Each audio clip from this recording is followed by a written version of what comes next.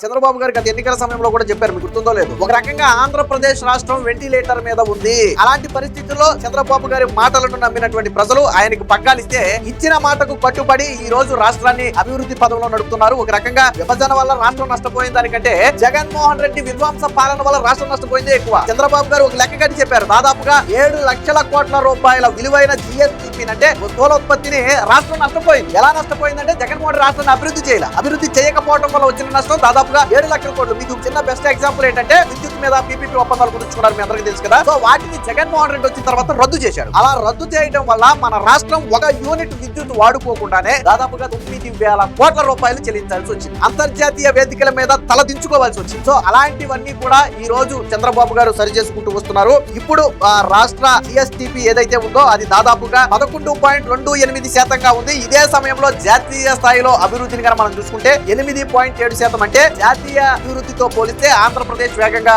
ముందుకెళ్తుంది.